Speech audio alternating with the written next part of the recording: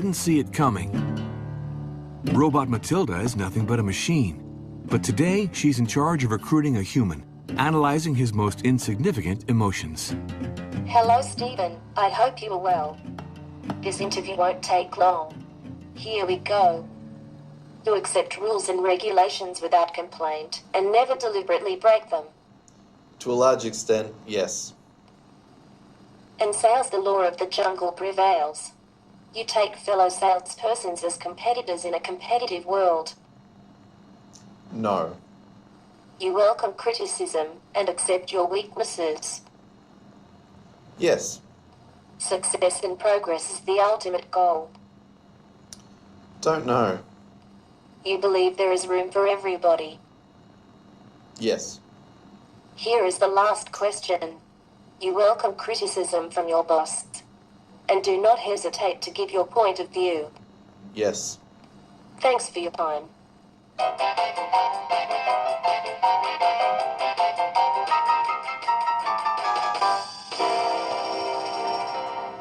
Do I get the job?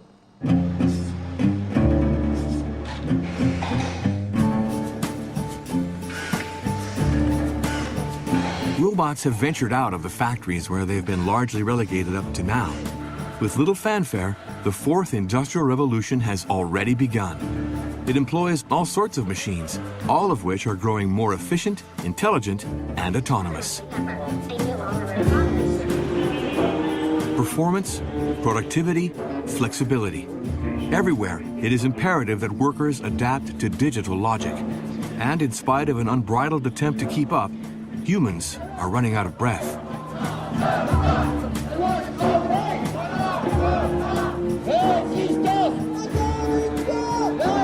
After over 20 years of useless reforms and mass unemployment, the world of full employment belongs to the past, swept aside by the technological revolution currently in progress.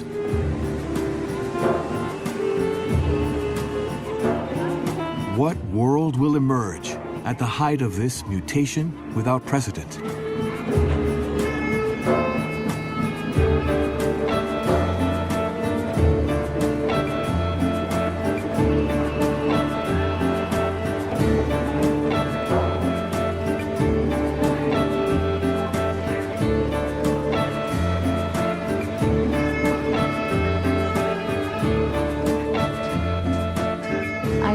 Enjoy helping my colleagues and customers be more productive and look forward to working with you.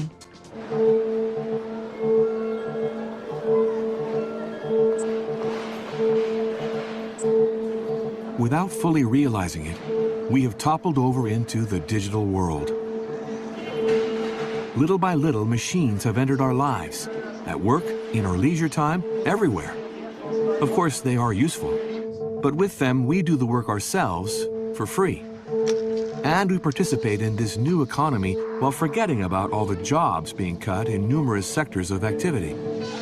From national rail to the post office, there is widespread uneasiness and concern. Over 3,000 post offices are threatened, and neighborhood services risk belonging to the past. And yet the future appears to belong to machines. In France, like everywhere else, researchers are giving life to higher performance and more efficient robots.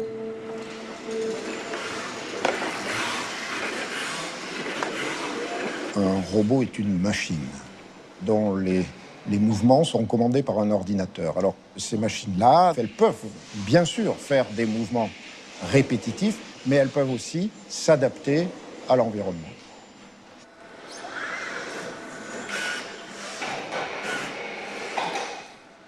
Nous travaillons par exemple en relation avec Airbus qui s'intéresse à avoir une machine qui puisse rentrer dans les opérations d'assemblage des carlingues d'avions. Bien sûr. Des choses totalement pratiques qui ne sont pas du tout du domaine de Terminator, mais par exemple un robot capable de percer ou de visser dans un certain nombre de contextes limités, mais qui pourrait être pertinent pour une entreprise. Là, le robot HRP2 a 30 moteurs, nous, on a 600 muscles pour faire un mouvement. L'humain est une extraordinaire machine du point de vue de sa biomécanique. Donc nous, on sait faire. Les robots commencent à savoir faire. Ce qu'on peut dire aujourd'hui, c'est que les emplois qui étaient peu qualifiés pour des tâches pénibles et répétitives se transfèrent dans des tâches de, si je reprends simplement le secteur de la robotique, dans des tâches qui vont être de programmation de robots, de maintenance des robots, donc des tâches qui vont être beaucoup plus qualifiées, qui vont être plus près du secteur des services. Et vous avez une espèce de vase communicant qui est en train de se créer entre la disparition d'emplois industriels au profit d'emplois de services. Ça en crée dans les entreprises qui font de la robotique, mais généralement les emplois qui sont créés sont des emplois qui sont plus qualifiés que ceux qui sont perdus dans les unités de production.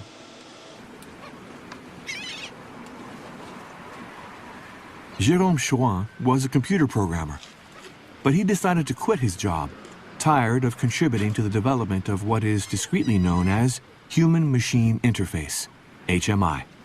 Petite vie bien rangée pendant pas mal d'années, ouais.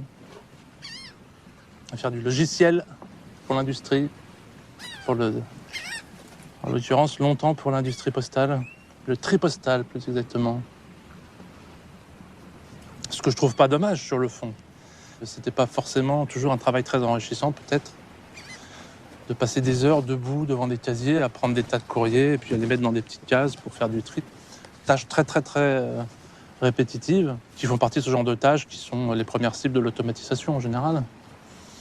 Ce qui pour moi est plutôt une bonne chose, mais ça dépend ce qu'on fait derrière, ça dépend quel est l'objectif. Or, il s'avère qu'effectivement, dans une société telle qu'elle est câblée aujourd'hui, prendre le travail d'humain, c'est pas les libérer, c'est les mettre dans la précarité. Donc moi, je suis pour l'automatisation, mais je suis pour qu'on change le système qui englobe tout ça, parce qu'il me semble que c'est juste pas possible de continuer comme ça, vu que ça va être de plus en plus et de façon très massive. Donc oui à l'automatisation, mais si elle libère, pas si elle met les gens dans le caniveau, quoi. En tout cas, ce qui est évident, c'est que l'automatisation conduit à un énorme paradoxe. À savoir que le modèle qui était le modèle qui s'est formé au XXe siècle, qui est que les producteurs deviennent aussi des consommateurs qui ont un pouvoir d'achat et qu'à travers leur pouvoir d'achat, ils peuvent donc faire fonctionner le cycle de la consommation, eh bien ça, avec l'automatisation, ça ne marche plus. Parce que d'où vont trouver l'argent les gens qui ne vont plus dans les usines? The local economy resists as well as it can, but is losing ground on a daily basis. City and town centers are being deserted to the benefit of commercial centers and shopping malls. Because it is more practical, because it is less expensive, we become accomplices of a logic that jeopardizes local employment. Most of the goods we consume are manufactured elsewhere and travel thousands of kilometers before being put on sale. Such tight flow capitalism needs to transport products at the cheapest possible price.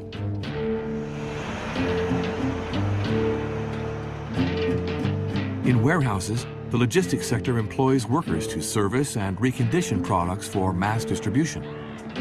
And the process of dehumanization is accelerating in state-of-the-art mass distribution warehouses. Forced into fierce competition to grab a larger share of the market, increasing automation appears to be inevitable.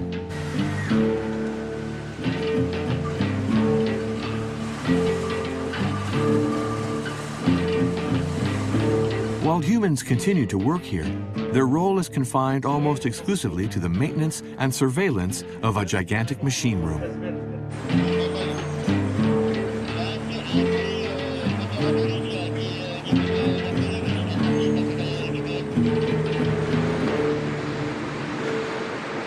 Nous sommes sur un des outils les plus modernes de France, voire d'Europe. Ce type d'installation correspond vraisemblablement à la manutention du futur, puisque l'homme maintenant ne porte plus ou quasiment plus, et en fait maintenant l'homme conduit la machine qui porte pour lui. In France, 1 wage earner in 5 is still a factory worker. Rendered more and more fragile, the working class has become invisible, erased by the propaganda of high-tech, workerless factories. How far must we be willing to adapt to increase productivity? And tomorrow, what will become of the 6 million workers still employed in France? L'humain c'est devenu une variable, appelons-la variable d'ajustement, une variable parmi d'autres. Il y a une sorte de mise à plat entre les différents facteurs qui nous permettent d'acquérir du capital. Et l'humain, c'est devenu un facteur parmi d'autres. Un facteur toujours moins important, finalement, parce que les machines, devenant toujours plus prépondérantes dans le système de production du capital, l'humain, finalement, finit même, je dirais, à contrario, par être perçu comme le grain de sable qui fait que le système pourrait dysfonctionner. To understand what's in store, we must cross the Atlantic. Ladies and gentlemen, welcome to Pittsburgh, where it is currently 2:30 p.m. By favoring the digital, we shift from one economy to another, here in Pittsburgh, former capital of the American steel industry. In the late 80s, Pittsburgh picked itself back up by investing massively in advanced technologies. Its Carnegie Mellon University became one of the leading centers of research in artificial intelligence and robotics.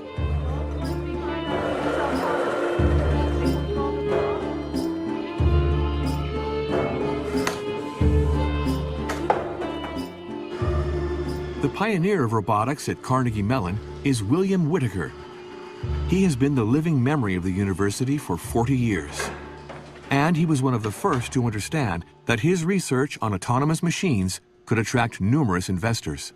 This is the heart of our basic research and the birthplace of hundreds of robots over many, many years, creating the very first laser scanner, the first of the two-axis scanners, and many of the sensors that are common to robots today. Some of the great developments are joint with partners, developing construction machines and mining machines with Caterpillar, developing the great farming machines with John Deere.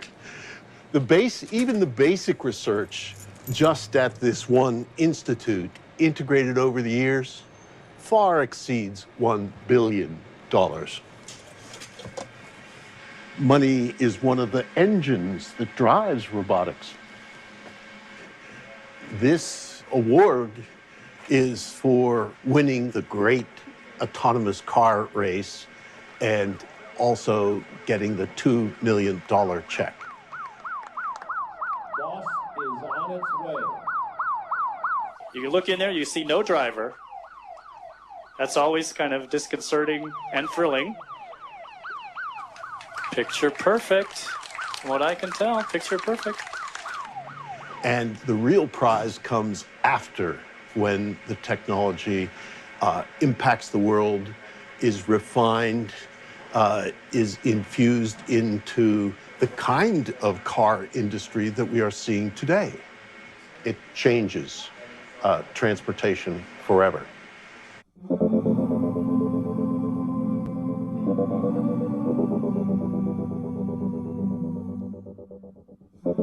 This is one of the inventions by researchers at Carnegie Mellon, one of the first fully autonomous cars developed with the manufacturer General Motors.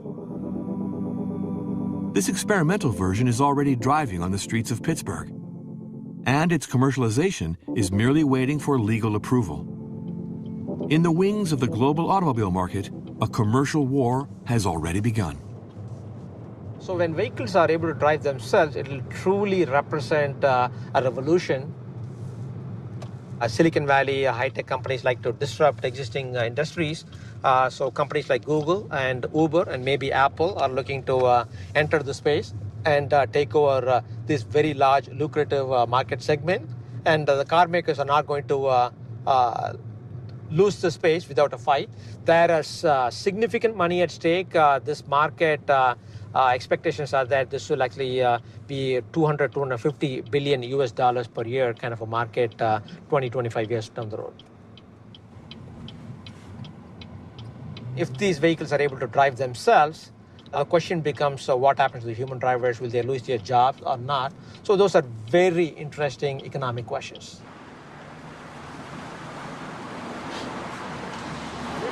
This discrete symbol, which is multiplying on windshields all over the world, is that of Uber, the first application to put private drivers in contact with customers. Less than 10 years ago, Uber invented a new, entirely digital model. But that was just the start.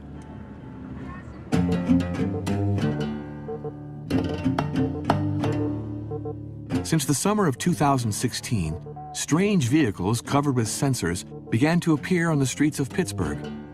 This is where Uber chose to experiment its self-driving cars. Behind the wheel, engineers still act as monitors, but in back, customers are already paying for their rides. This breaking point, or disruption, could cause instability in the taxi sector throughout the world.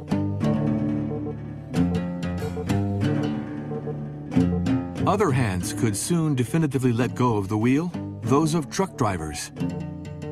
In the spring of 2016, several convoys of autonomous trucks converged on the port of Rotterdam in Holland, after having discreetly traveled several hundred kilometers without drivers.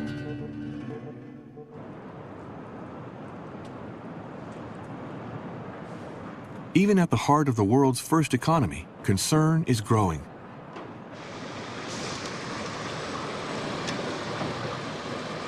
I love working. That's one of the things that bring me to this country.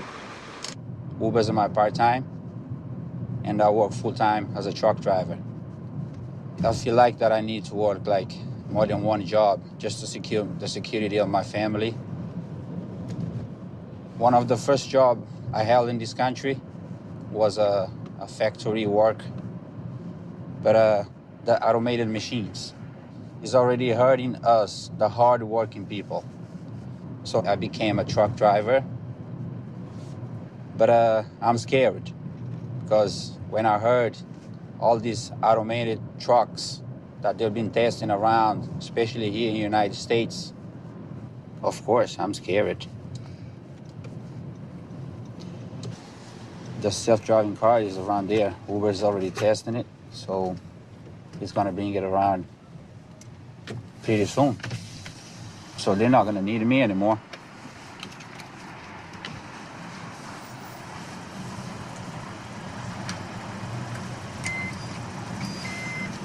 The other way, arrow face up. Thank you, sir. Machines everywhere. That, sir, that man right there, he's probably gonna lose his job anytime soon, too. It's becoming a disease, and I don't know what to do. I wish the world leaders one day, they do something about it to stop it. Now, before it gets too late. While it is imposing itself everywhere, digital technology is provoking a social fracture. Here in Pittsburgh, there is a feeling of discomfort among those who can't keep up with the acceleration of technological progress. This is a blue-collar town, and there's just a big clash right now. You know, do you think Google will hire you? This is what's going on in Pittsburgh, is that Bill Peduto is trying to bring in the tech-savvy people and drive out the blue-collar workers, the poor people, and so forth. This future can be very anxiety-ridden and very unsure for people that, you know, are not where my daughter's at, so I'm really anxiety. Yeah. There are a lot of people in this country like me being left behind, especially in the smaller towns and rural areas and inner cities where, you know, educational opportunities aren't that great. So, you know, they have to rely on, you know, skills, low level pay.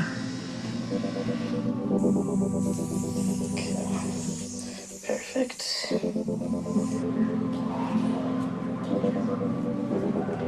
There's so many benefits that we could get from artificial intelligence, but there's so many ways that we could screw it up if we're foolish about how we do it. We could all start doing 3.5-day working weeks and let automation take care of the rest of it. Or the other way we could approach this is to fire half the people who are actually their previous skills are no longer valued by society, and so there's a lot of uncertainty and unhappiness about that. And it's possible this could get vastly worse if we imagine a world where 5% of the technology elite, which, by the way, will include all the people who studied computer science at CMU, that 5% gets immensely wealthy through automating everything, but 95% of the world's population gets left behind. That would be a disaster.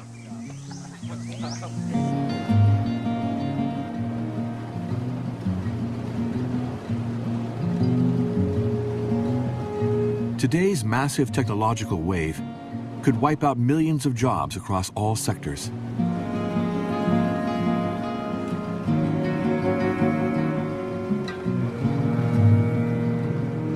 Around the world, the number of whistleblowers is increasing. I'm the former president of America's largest union, SEIU, the Service Employees Union. Now, more and more reputable research, the McKinsey Global Institute, the Boston Consulting Group, 3 Nobel Prize winners, the World Bank, the ILO, are all predicting that a tsunami, a disruption of unprecedented proportions is going to happen to the labor market in the next 10 to 20 years, and that people are completely unprepared for it. McKinsey says that 45% of all the tasks that are done today can be eliminated. 10% more if artificial intelligence is deployed. The Oxford University says 47% of all jobs because of the introduction of software and automation and robotics. And the best example in the United States is driverless trucks. The largest job in 29 of the American states is truck driver. There are 3.5 million truck drivers and 5 million people who support them. And yet we now have seen in Europe a driverless truck go from one end of the continent to the other. We've seen a Budweiser delivery truck now go 100 miles in the United States. And so all of a sudden, the largest job in 29 states, 8.5 million people, is at jeopardy in the next decade. That is a major disruption in the job market, not to mention accountants and lawyers and anesthesiologists and translators. So we're beginning to see this as a massive expansion of technology into areas where up to now it's mostly been a blue-collar consideration, and now the war has come to the white-collar workers as well.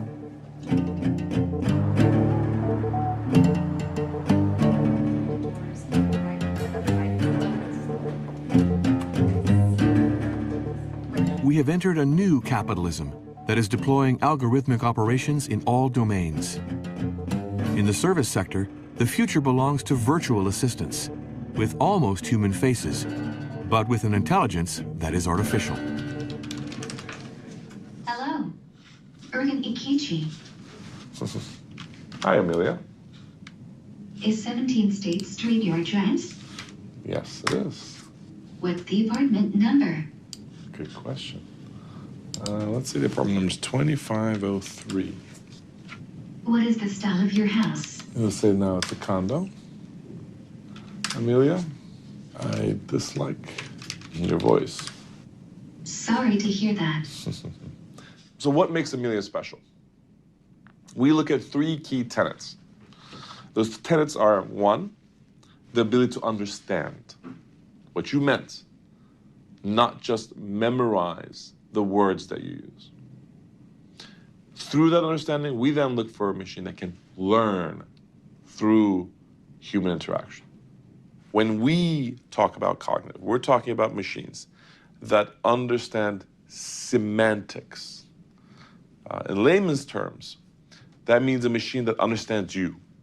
Amelia understands when customers are happy or angry. Sorry to hear that. She tracks the customer's emotions in a 3D emotional space during every dialogue and adapts her responses and gestures accordingly. This allows her to deliver personalized service to each individual customer across a range of roles and, for example, has been trained to manage invoicing queries from suppliers for a global oil and gas company. Best of all, Amelia is always available. She holds thousands of conversations in parallel and stays friendly and professional every day of the year, whatever time of day or night you need to contact her.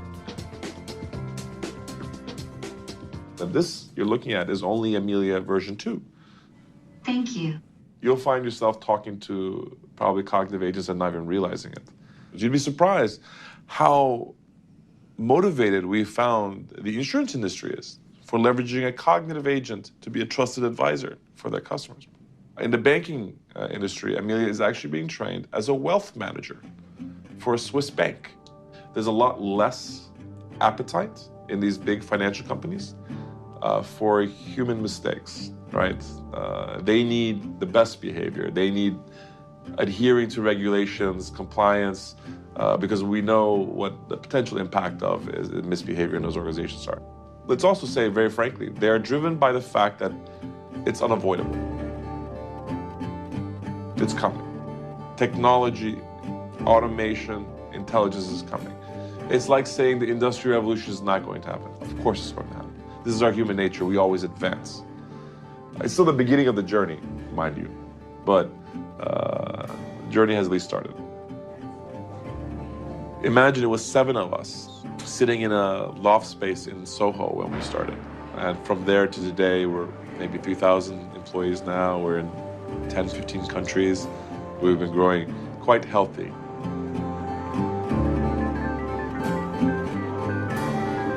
This new digital capitalism is extending its influence with the support of big banks. Capital and labor were wed for a long time. Today, they are divorced. Even on Wall Street, brokers have all but disappeared. 90% of all transactions now take place at high frequency via algorithms with no human intervention.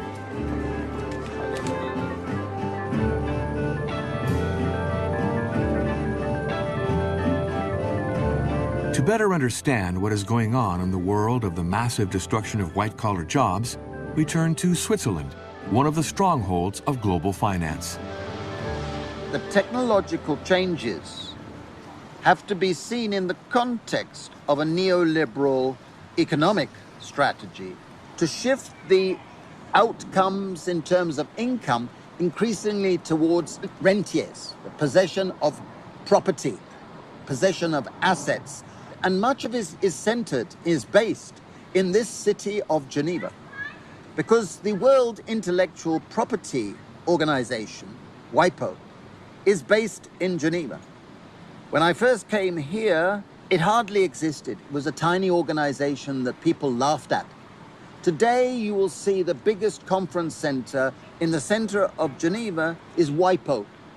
And what this symbolizes is that increasingly they have constructed a system whereby more and more of the income that is being generated is going to patent holders, is going to copyright holders, is going to the holders of brands, all registered with WIPO, that guarantees them a monopoly income flow for years and years. And meanwhile, if you're relying on your labor, you are finding your wages are falling.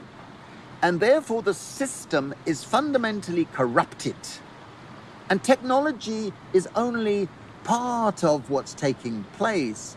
It's a very important part, but it's not the engine that's creating this dystopia we're facing.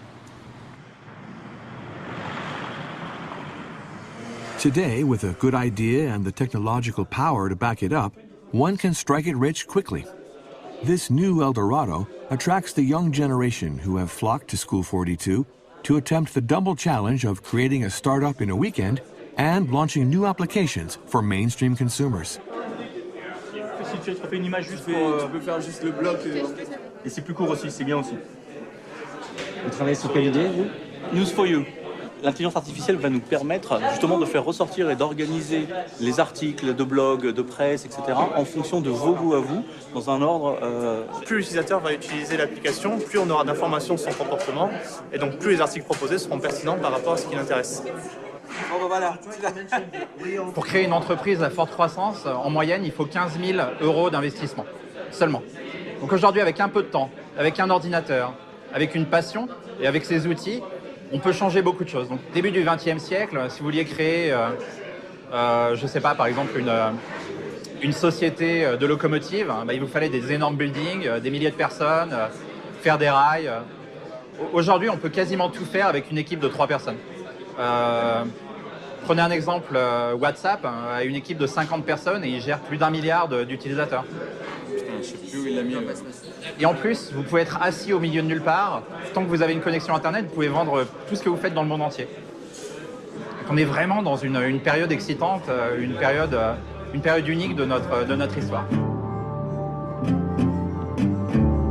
To stay in the race, one must never stop adapting. Yes, but to what exactly? Perhaps the answer can be found in California, south of San Francisco. More precisely, in Silicon Valley. This is the epicenter of the digital revolution. Here, employment is already a global market, controlled by private companies.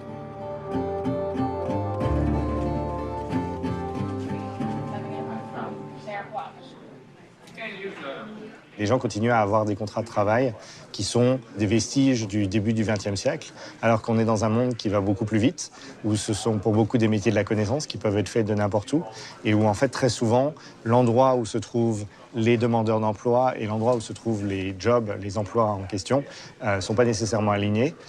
Et donc nous, on connecte des sociétés, essentiellement des PME, avec des freelances à travers le monde.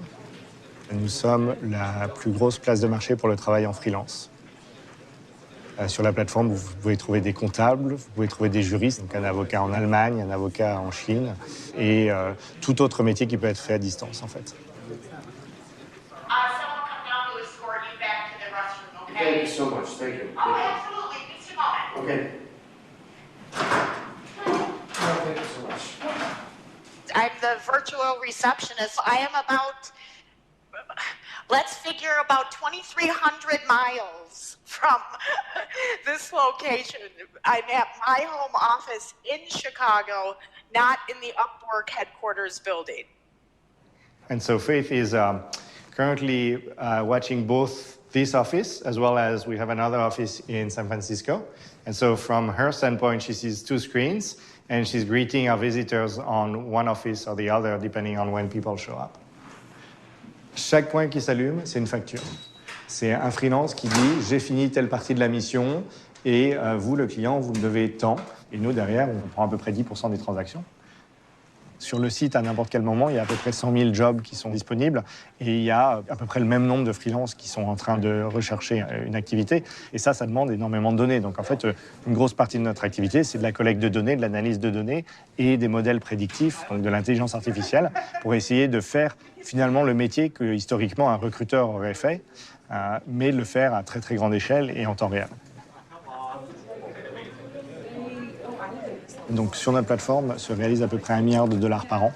Pour vous donner une idée, le marché du travail indépendant aux États-Unis, c'est à peu près $1 trillion. Donc on a à peu près 0,1% du marché, ce qui veut dire qu'il y a a priori encore quelques marges de croissance pour nous.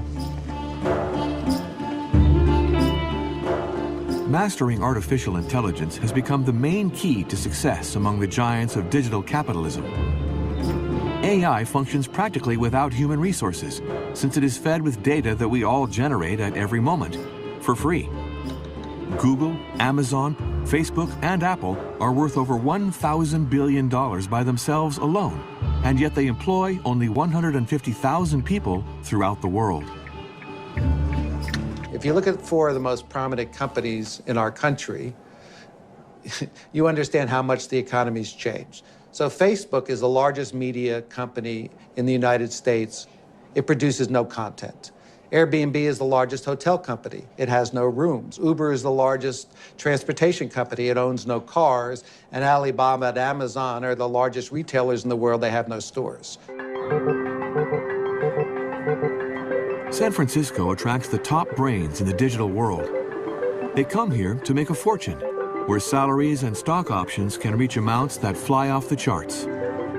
Giorgio Reni moved here with the co-founders of Scality, a French startup specializing in mass storage of digital data. C'est ici que je viens souvent, entre midi et 2, et ça permet d'avoir un petit moment de calme au milieu de toutes les interruptions, email, téléphone, SMS, qu'on a en permanence au travail. Donc, Scality, nous sommes une équipe d'environ 35 personnes à San Francisco, au 25e étage, Embarcadero Center. Donc, mon job aujourd'hui, ça consiste à à permettre de stocker une quantité infinie de données. Et c'est la clé dans les algorithmes d'intelligence aujourd'hui. Les algorithmes ne sont pas forcément différents de ceux qui étaient utilisés avant, mais la façon de les connecter entre eux, la façon d'entraîner ces intelligences artificielles s'accélère et tout le monde s'en sert. Quand il fallait 10 ans pour faire une invention il y a 5 ans, maintenant il n'en faut plus qu'un an et ça s'accélère de plus en plus.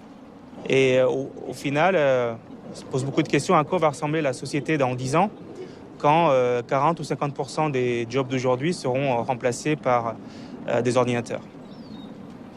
Je pense que personne n'a les chiffres exacts et la réalité c'est que c'est ça qui fait peur. Est-ce que c'est 10% des jobs qui seront remplacés dans 5 ans? Est-ce que c'est 40% dans 10 ans? Personne n'a la réponse à ça. Et surtout, la problématique d'être dans une croissance exponentielle, c'est qu'on ne sait pas à quel point on est dans la courbe de l'exponentielle. Donc ça peut être dans 5 ans comme ça peut être dans 100 ans. Personne ne peut le prédire. Et je pense que ça fait partie de la raison pour laquelle c'est vraiment excitant, c'est que c'est vraiment un territoire inconnu.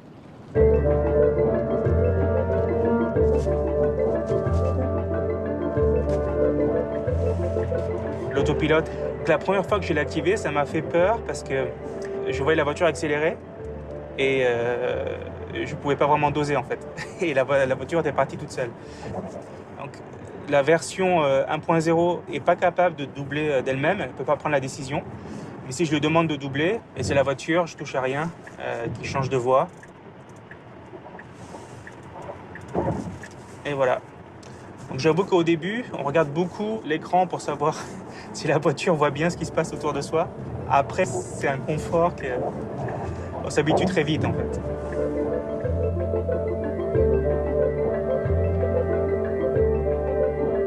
Ça, c'est quelque chose qui m'a énormément choqué quand je suis arrivé aux États-Unis et c'est vrai qu'on s'habitue et c'est assez triste. Donc c'est clair qu'en ce moment, les riches deviennent de plus en plus riches et les pauvres de plus en plus pauvres.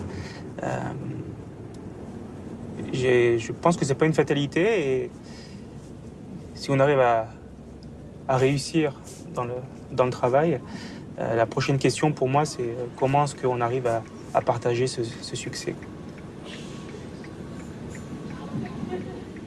Despite what you hear about the tech economy and how, workers are doing really great, engineers are earning, tons of money, IPOs are creating billionaires all over the place, 1 out of 3 families who live in this region doesn't earn enough to survive. Rents are getting so outstripped by wages that families are so unstable and then they can't find a unit or they're getting kicked out of a unit. And it's really, it's pushing people into cars, into the streets.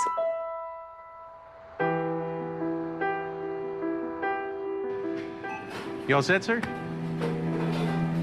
Hey, I can help you over here. Can I help you over here? How you doing? Good, how are you? Good, thank you. $62, what happened? $18? It's $66.85. $66.85. Yes, sir. 66. One piece of bread. One of these, that cost $66. I know. These 4 items, yeah. $27.45. I just want to see the prices of everything because I think everything is wrong. $50 for soup? That's a Oh, no. There's a special today. It's poverty line prices. Everything is 5 times its normal cost. Excuse me? Everything is 5 times more?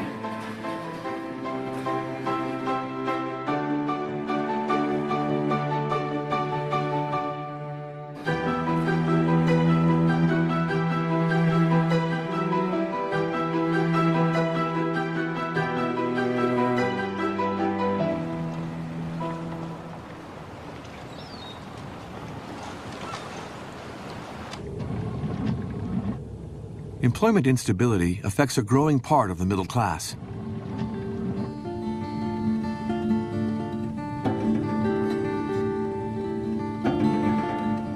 Today in the United States, some 47 million Americans live below the poverty level. That is 1 person in 6.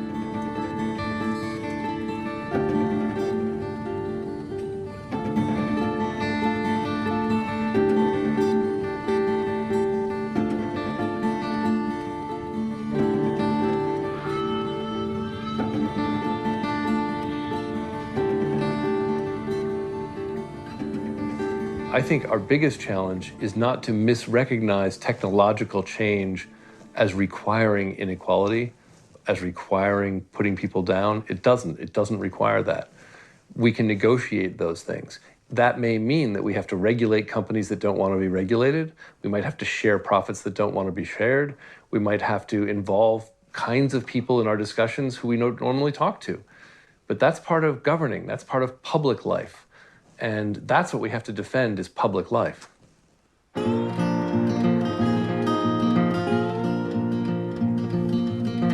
What if, in the end, this were a chance, an opportunity to invent a new world? Bonjour Raphaël Liogier. Bonjour. Votre dernier ouvrage qui vient tout juste de paraître s'intitule « Sans emploi ». Les robots vont nous permettre d'être dérobotisés et d'être plus créatifs. C'est ce que vous écrivez. Exactement, c'est-à-dire que la richesse, c'est la richesse qu'on produit. Et l'emploi, ça nous sert à produire de la richesse. C'est pas elle, la richesse, c'est pas l'emploi, la richesse. Si on n'accompagne pas cette grande transformation, effectivement, ça peut mal se passer. Et pour l'instant, c'est en train de mal se passer. Mais si on l'accompagne, ça veut dire qu'on va passer du mythe du plein emploi, du mythe inatteignable du plein emploi, à la pleine activité, qui là n'est pas un mythe. Est-ce qu'au final, vous pensez que la robotisation peut finalement nous libérer de l'esclavage du travail ? Oui, parce que tout ce qui est automatique et même ce qui pourrait être fait par un robot, eh bien, ne pourra plus être fait par l'humain, mais l'humain va faire autre chose. Il va faire des choix qui sont des choix créatifs. Et ça, les robots ne peuvent pas le faire. Moi, je pense que c'est très très bien qu'il y ait des robots dans les usines. À condition que l'on développe des moyens d'investissement très importants qui servent à développer de nouvelles formes de savoir chez les gens. Et pour produire de nouvelles formes d'activités, qui ne sont plus des activités simplement de consommation, qui sont plus simplement des activités de production, mais qui sont des activités sociales. La vraie question, c'est de repenser la totalité de la production industrielle selon un nouveau modèle, et qui est un modèle de partage du savoir. Et du coup, des ressources, qui évidemment reposent sur, par exemple, l'allocation de ressources universelles pour tout le monde, la redistribution des gains de l'automatisation pour que les gens puissent développer des savoirs et que ces formes de savoir nouvelles produisent de nouvelles formes de société et que ces nouvelles formes de société produisent de nouvelles formes de soutenabilité, de durabilité. Alexis Lecointe was an engineer. After a burnout, he quit his day job and created a traveling show that dealt with these issues well before they became a subject of interest in political discourse.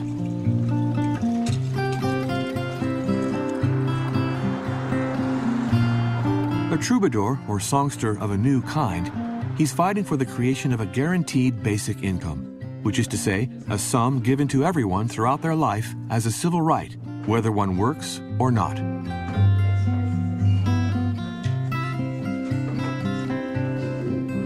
J'ai 34 ans et je suis retraité. Et je présente ma conférence gesticulée « Travail libre, revenus de base et autres révolutions ». Et même si dans les statistiques officielles, je suis en dessous du seuil d'extrême pauvreté, moi je me considère, même si j'ai pas beaucoup de monnaie, comme extrêmement riche d'un tas de choses. Pour moi, c'est une excuse, les revenus de base. C'est une porte d'entrée pour parler de comment vivre ensemble, pour parler de nos rêves, pour parler de nos colères et pour créer des choses ensemble qui nous donnent de la force, quoi. Si l'idée, c'est de faire des revenus de base et des choses comme ça pour avoir la paix sociale et qu'on continue à avoir des esclaves mais qui ferment leur gueule, ben, ces revenus de base, évidemment, ne m'intéressent pas du tout. C'est mes adversaires politiques. Ah, travail. Qu'est-ce que c'est le travail ? On produit quelque chose. On produit quelque chose, donc c'est un travail, ok, il y a une production. C'est fatigant. Le travail, c'est fatigant, ok. Est-ce que là, devant vous, je suis en train de travailler ? Oui, non, rire. Est-ce que tu es payé ? Est-ce que je suis payé ? Oui, il y a une participation consciente, je crois, à la fin. Donc oui. Le travail, c'est tout effort conscient réalisé dans le but de produire quelque chose, comme par exemple une conche gesticulée ou des poireaux, dans le but d'apprendre quelque chose, comme par exemple en allant à l'école, ou dans le but de rendre service à quelqu'un, comme par exemple en faisant la cuisine pour sa famille. Donc vous voyez que j'ai une définition très large du travail. Le travail, c'est ce truc immense dont nous ne manquerons jamais. Du travail, nous en avons toutes et tous, et nous sommes toutes et tous en train de travailler ici et maintenant. Et à l'intérieur de cette immense bulle, il y a une toute petite bulle, tout à fait différente, qui s'appelle l'emploi. Et l'emploi, c'est pas le travail. Et le travail, c'est pas l'emploi. Le revenu de base, ça doit nous permettre de réellement faire de vrais choix de vie. Par exemple, de vie en dehors de l'emploi. La deuxième chose, c'est l'égalité. Les inégalités, ça amène la violence. Donc si on veut un monde de paix, il faut réduire les inégalités. Il faut donc aller vers l'égalité.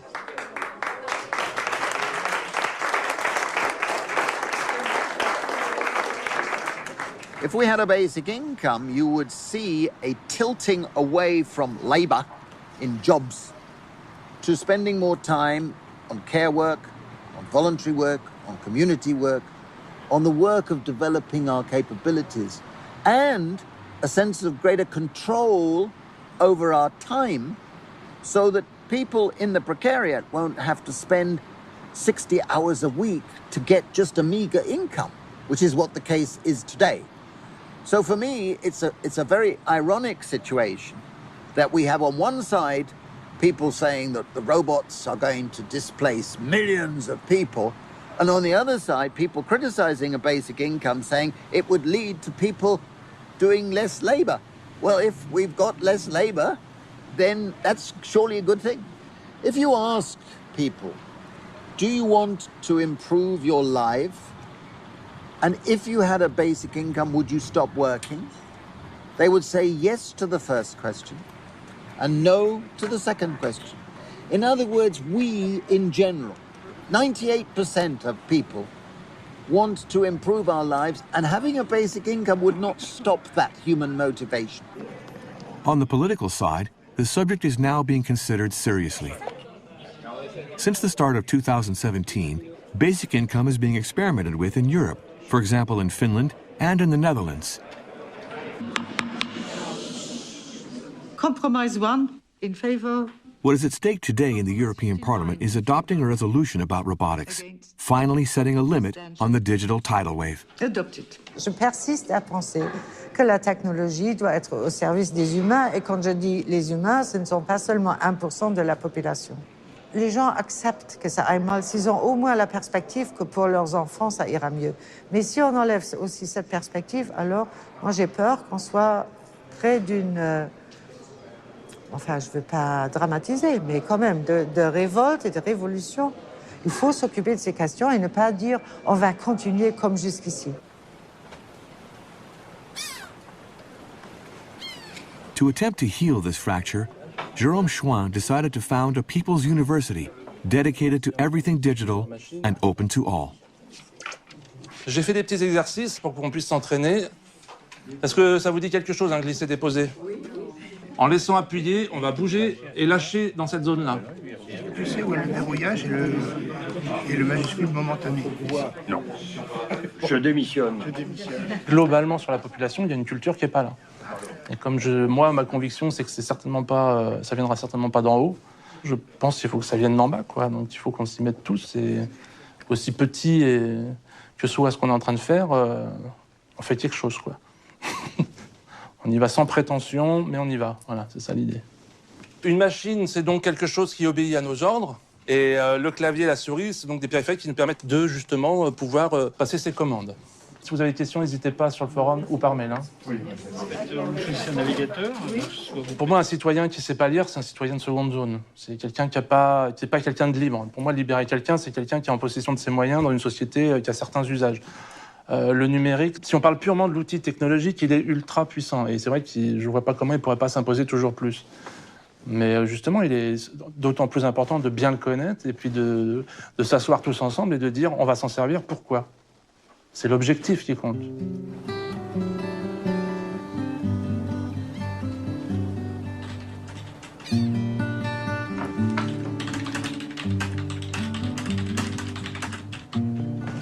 Pour moi, c'est du travail au sens où ça participe de l'amélioration du commun, de l'intérêt général. Donc, dans ma vision des choses, tout à fait personnelle, c'est du travail, oui. Ce n'est pas un emploi, ce n'est pas rémunéré, mais il me semble que pour la société, c'est du travail. On produit de la valeur, pas forcément monétaire, pas forcément financière,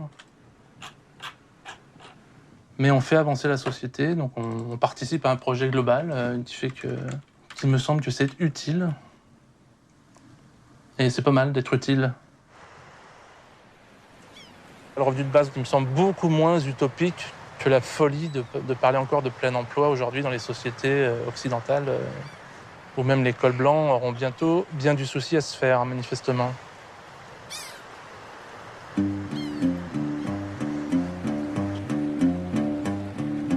Doesn't it seem like it's in everybody's interest to equitably share the wealth generated by machines? This is without doubt the most essential question we face today.